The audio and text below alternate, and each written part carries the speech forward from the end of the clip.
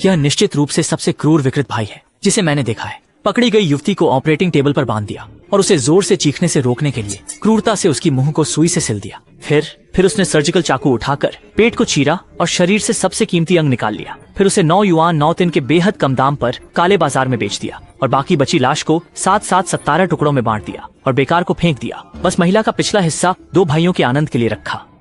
और सबसे भयानक बात यह है कि यह ऑपरेशन पीड़ित के होश में रहते हुए ही किया गया। यह प्रक्रिया देखकर मैं, जो खुद एक विकृत हूँ, भी इसे विकृत मानता हूँ।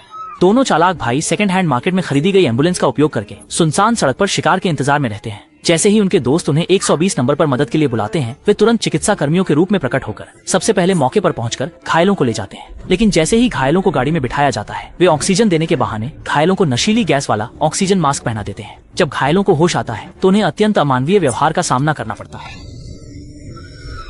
उस दिन 3 बहनें जंगल में कैंपिंग करने के लिए आई, लेकिन रास्ते में छोटी बहन ने अपनी टखने को चोटिल कर लिया। चोट गंभीर होने के कारण उनकी सहेली ने 120 पर कॉल कर मदद मांगी, लेकिन वे कभी सपने में भी नहीं सोच सकती थीं कि जो आएंगे वे यही क्रूर भाई होंगे। सांबियाओ पहले तो सामने आकर छोटी मेह की चोट की जांच करने का नाटक करता है, फिर फ्रैक्चर का बहाना बनाकर कहता है कि छोटी मेह को उनके साथ अस्पताल जाकर एक विवरणात्मक जांच करवानी चाहिए। बहन ये देखकर एक साथ जाने का सोच रही थी, परंतु उस विकृत भाई ने कहा कि अस्पताल के नियमानुसार एम्बुलेंस में केवल 3 लोग ही बैठ सकते हैं और उन्हें मना कर दिया। अगर पकड़े जाते हैं तो वे अपनी नौकरी खो देंगे। मजबूरी में बहनों को पैदल पहाड़ से नीचे उतरना पड़ा। जैसे ही उन्होंने शाओमी को गाड़ी में लिटाया, सोंगकुन ने तुरंत उसे बेहोशी का ऑक्सीजन मास्क पहना दिया और कुछ ही देर में शाओमी पूरी तरह से बेहोश हो गई। इसके बाद भाइयों ने छोटे मई को वधशाला में वापस लाया। पहले कैंची से उसके कपड़े काटे, फिर सर्जिकल चाकू उठाकर किडनी निकालने का इरादा किया। लेकिन जब उन्होंने छोटे मई का आकर्षक शरीर देखा तो भाइयों को उस पर दया आ गई और उन्होंने उसे अपने इस्तेमाल के लिए रखने का फैसला किया। 2 दिन बाद सोंगब्याओ ने शाओमी के लिए नाश्ता तैयार किया, लेकिन शाओमी ने न सिर्फ उसकी कदर नहीं की बल्कि उसे जोर से एक लात मारी। संब्याओ तुरंत गुस्से में आगा बुला हो गया। उसने शाओमी को चेतावनी दी कि अगर उसने अच्छे से बात नहीं मानी तो वह उसके शरीर के सभी अंग निकाल कर बेच देगा। यह सुनकर शाओमी ने विरोध करना बंद कर दिया। रात को संब्याओ चुपके से सीक्रेट रूम में आया और शाओमी के सोने का फायदा उठाकर उसका शोषण किया। अगले दिन सुबह शन लियांग सांगकुन शाओमी के घावों की मरहम पट्टी कर रहा था, लेकिन शाओमी को लगा कि वह उसके साथ कुछ गलत करना चाहता है। इसी वजह से उसे जोर से एक लात मारी। मासूम सांगकुन ने जल्दी से समझाया कि वो सिर्फ उसे नाश्ता देने आया था, लेकिन उसे लगा कि छोटी में उसे डांट कर भगा दिया।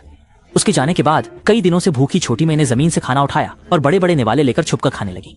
कुछ ही समय बाद उसके बाद फांगब्याओ फिर से गुप्त कक्ष में आया और बिना किसी बात के बस एक जोरदार थप्पड़ लगा दिया ताकि शाओमी चुपचाप उसकी बात माने। कमरे में भ्रमित सी छोटी में उनके इरादे को नहीं समझ पाती और फिर उन्होंने उसकी दोनों टांगों को पकड़ लिया, यह कहते हुए कि वे उसका इलाज करना चाहते हैं। भोली भाली छोटी में उन पर विश्वास कर लेती है और अपनी टांगें आगे बढ़ा देती है। अगली ही पल सोंगब्याओ ने एक बोतल दवाई निकाली और कहा कि बस इसे पी लेने से दर्द में राहत मिलेगी। मूर्ख छोटी मेई ने एक बार फिर उस पर विश्वास करने का फैसला किया, लेकिन जैसे ही दवाई उसके मुंह में गई उसे अचानक कुछ गलत महसूस हुआ, पर अब बहुत देर हो चुकी थी। इसके बाद निर्दयी सोंगब्याओ ने छोटी मेई का दूसरा पैर भी तोड़ दिया और दवाई के असर का फायदा उठाकर उस पर जघन्य कार्य किया। दूसरे दिन भला सांगकुन फिर से शाओमी के लिए नाश्ता लेकर आया और उसे शाओमी के बदलने के समय देख लिया। वह शर्माते हुए जल्दी से दूसरी ओर देखने लगी। जब तक शाओमी ने उसे कुछ कहा नहीं तब तक उसने मुद्दाने की हिम्मत नहीं की। जब उसने सांगकुन को संगब्याओ से बिल्कुल अलग देखा तो शाओमी को अपने मौके का एहसास हुआ।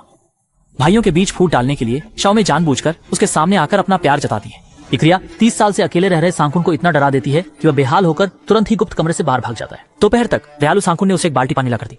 शाओमी ने दिखावा किया कि वह अपनी पीठ तक नहीं पहुंच पा रही है, इसलिए उसने सांगकुन से उसकी पीठ साफ करने को कहा। भोला सांगकुन इसी तरह फंस गया। फिर दोनों ने पोकर खेलना शुरू कर दिया और यह नजारा संब्याओ ने कैमरे में देख लिया। जब छोटे भाई का काम खत्म हुआ तो वह तुरंत उसे ढूंढता हुआ आया और चेतावनी दी कि छोटे भाई को बेहतर है कि वह शाओमी से दूर रहे। यह सुनकर छोटे भाई को गुस्सा आ गया।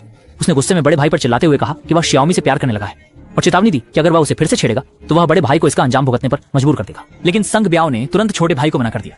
गुस्से में भरा छोटा भाई बच्चे की तरह गुस्सा करने लगा, लेकिन संगब्याओ ने इस बेवकूफ भाई को नजरअंदाज करते हुए सीधा रसोई से बाहर निकल गया।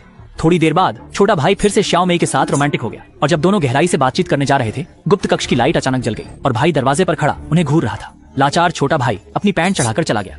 थोड़ी ही देर में वे एक बेहोश आदमी को वापस गुप्त कक्ष में ले आए और उसे मजबूती से ऑपरेशन टेबल पर बांध दिया। फिर उन्होंने कैंची से आदमी के कपड़े काटे और अंत में ऑपरेशन की तैयारी के लिए उपकरण पहनने लगे। चूंकि व्यक्ति के बेहोशी की स्थिति में रहने से उसके अंगों के उपचार पर असर पड़ सकता था, इसलिए उन्होंने आदमी को जगा दिया। वे उस आदमी की तकलीफ की परवाह किए बिना कष्टपूर्ण विनती के बावजूद बिना एनेस्थीसिया के जबरदस्ती आदमी के पेट को चीरकर उसके 2 गुर्दे निकाल लिए गए।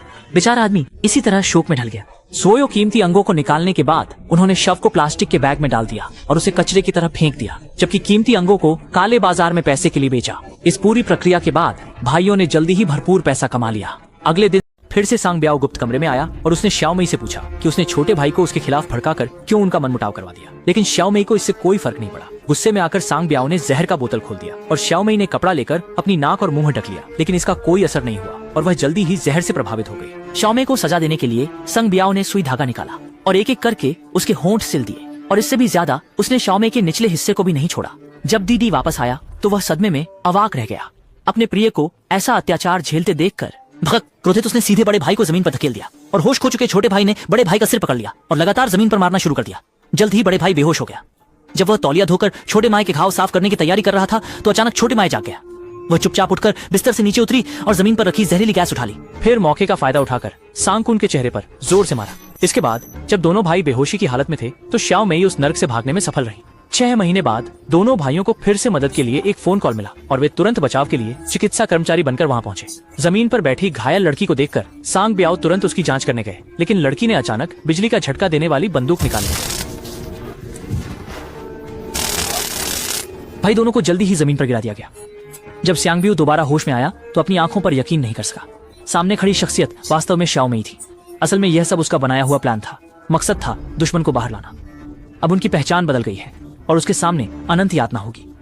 तभी कुछ अजनबी हथियार लेकर अंदर आए और वे उन लोगों के परिवार वाले थे जिन्हें विकृत भाइयों ने पीड़ित किया था।